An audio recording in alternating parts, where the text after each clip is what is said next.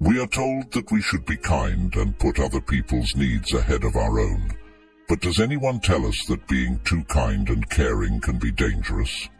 We live in a world where we don't always get what we give, because it's full of generous people who see how their giving empties them both, financially and emotionally. Could being too kind even put our own lives in danger? Be surprised by the bad things that can happen to you when you're kind. Today, I'll tell you 8 bad things that can happen to you if you're too nice. And I'll show you 4 tough ways to keep people from taking advantage of you. Let's move on to number 1 without further ado. You will have too high of hopes for people. The Stoics said that we should accept things as they are and not depend on what other people do to make us happy. Giving without asking too much in return keeps you from being disappointed and helps you practice emotional separation, which gives you a calmer mind. Whether we are aware of it or not, it's hard for us to be fully selfless when we give. When we give everything we have, we expect everyone else to do the same. When it's us who need something important, though, you've gotten people so used to having everything done for them that they'll take it for granted that you can handle everything in their lives and yours, especially your own, because if you don't take care of your own, why would you take care of other people's? In reality, your hopes of reciprocity won't be met, and you'll end up with a bad mood, tiredness, anger, and sadness. Still, if we look at it objectively, people aren't letting you down. They're just doing what you should be doing, which is taking care of their own tasks. People will only expect you to give them something, which is the second point. The Stoics say that it's important to remember that real worth comes from acting in a way that is good and logical, not from just doing what other people want. Moderation and giving in a balanced way help you stay in charge of your actions and keep you from getting into habits that hurt your mental health. You've heard your whole life that people are creatures of habit, and this couldn't be more true. People are made to adapt to a pattern, a way of life, and a symphony of things going on around them. The idea of the comfort zone comes from this desire to change. This means that if you're always giving, the people you help will expect you to give them something all the time. You'll lead them into their comfort zones, and they won't have to do many of their responsibilities because you'll be there to do them. If you don't value yourself, no one is likely to look you in the eyes and tell you to think more about yourself. At least don't expect this kind of empathy from the people you help, because they'd stick to their own Robin Hood, which would cost them a lot in their lives. Third, your goals will not be taken into account. The Stoics said that it's important to live by reason and virtue, to set limits, and to put our own responsibilities first if we want to stay in balance and not give up our identity and well-being for other people. If you put everyone else's needs before your own, you may end up running away from something inside you that hurts and scares you. How do you feel when you spend the weekend alone or come home every day knowing no one is there to greet you? If you're doing so many different things because you want to get away from yourself, the blow will be twice as hard because, on the one hand, you'll have to face yourself sooner or later, and on the other, your bad mood will get worse as you start to put other people's needs before your own. Self-care is one of the most important parts of being healthy. Before you can help others feel better, you need to make sure you're happy, spoiled, and well cared for. That is, you should never give someone a chocolate unless you've first really enjoyed one yourself. Similarly, you shouldn't offer to clean a friend's house until you've cleaned your own and watched a good movie while sipping wine. The rest of the world comes after you. 4. People will think you are weak and treat you that way. Stoicism tells us to work on being strong and in charge of ourselves. By setting limits and practicing self-discipline, we can show others that we are committed to our own responsibilities and ideals, earning their respect instead of being seen as weak. If you help other people too much over time, you might be seen as an expert in the area where you work with other people.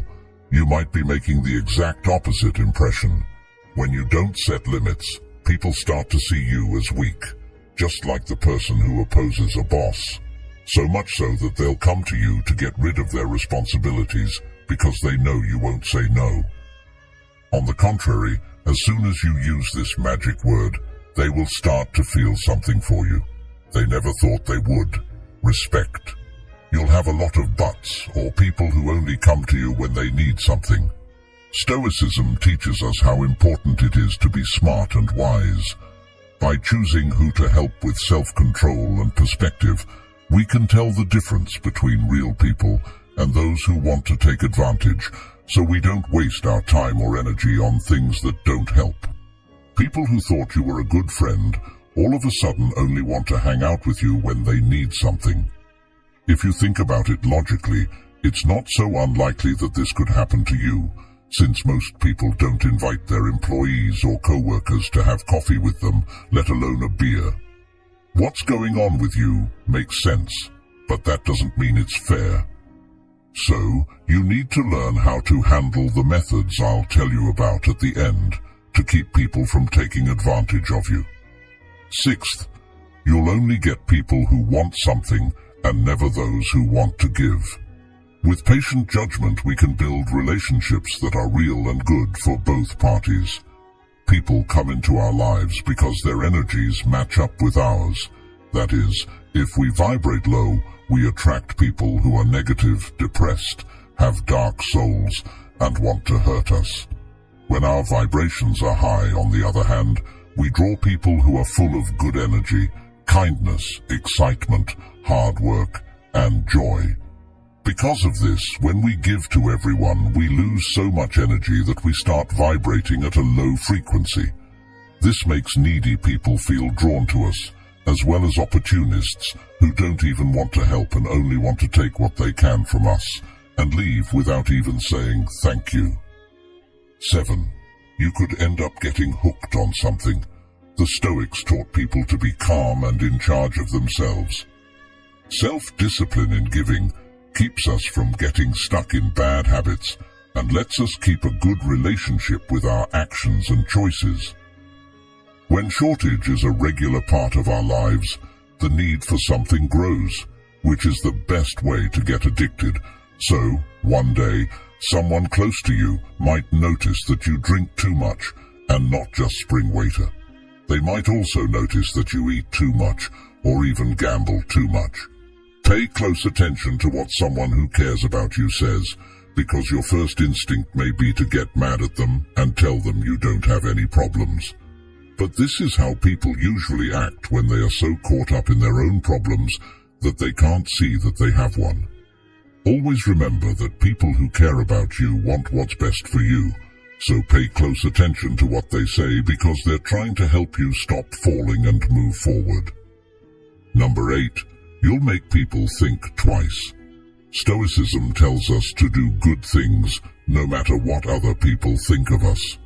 By focusing on living in line with our beliefs and principles, we build a good image that can withstand false accusations. No matter how much we'd like things to be different, the truth is that there aren't that many kind people in the world. So, if you are one, people will be suspicious of you instead of being impressed and thankful. It won't be long before your kindness makes people wonder what's going on with you and what plans you have that you don't tell anyone about. This could mean you've met a group of suspicious people, but it's more likely that they're just being honest. Most people who want to help too much are hiding such evil plans that it's best to stay away from them and refuse the help they offer. Now, let's look at what you can do to stop people from taking advantage of you. Strategy number 1. Pay attention to how you feel because it's telling you something. Based on the Stoic idea of self-awareness, pay attention to how you feel. The Stoics thought it was important to think about yourself to understand your feelings and wants. By paying attention to your feelings, you can tell if you're giving too much and wearing yourself out mentally. This lets you change your focus and find a good balance. How does it make you feel to help other people? Thinking about yourself and putting yourself first is such a kind thing to do that you should feel like you're walking on clouds when you do it. So, if you feel too busy, tired, angry, or used, it's time to listen to how you feel. If something you don't have to do makes you feel so bad, you shouldn't lie to yourself about it.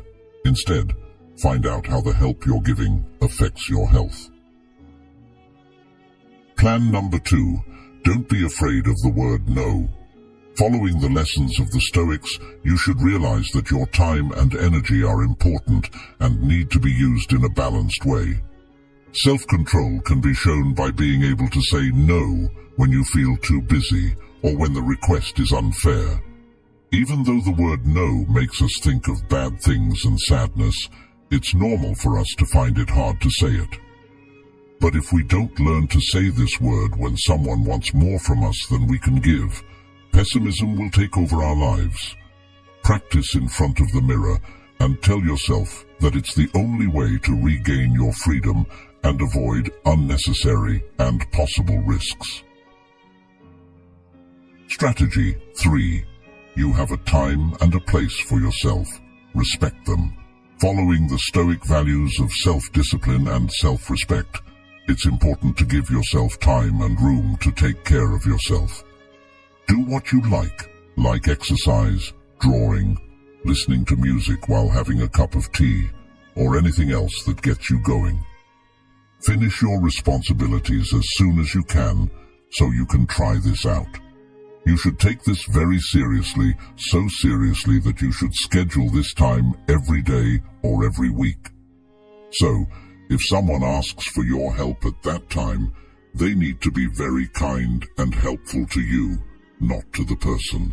So without remorse, you tell them no and enjoy that time and space just for yourself. If you don't want to be so direct, you can offer to help at a different time, but make it clear that you will only be able to help for a short time because you have other things to do.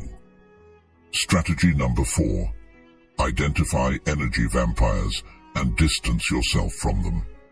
Following the Stoic principles of self-discipline and wisdom, it's important to know which relationships are good for you and which can drain you mentally.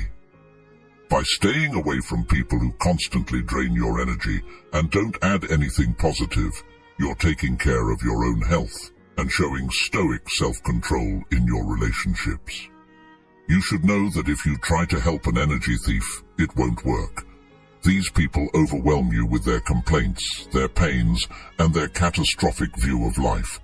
Don't bother trying to help them, because if their problems were solved, they would have to stop complaining. That's something they wouldn't tolerate. In conclusion, according to Stoic wisdom, in life, the best measure for things is always the middle ground, and generosity is no exception. If we give too little, we come across as selfish and greedy, while if we give excessively, we end up completely drained of energy, time, and probably money as well. So lean toward the grays, which are still the best choices for finding a balance between putting other people's needs first and putting your own needs first. And if you're ever unsure, just remember the magic word, no. Even more so if they offer to drive you home from the window of their car. We've reached the end of this journey, and I sincerely hope these tips will be of great use to you.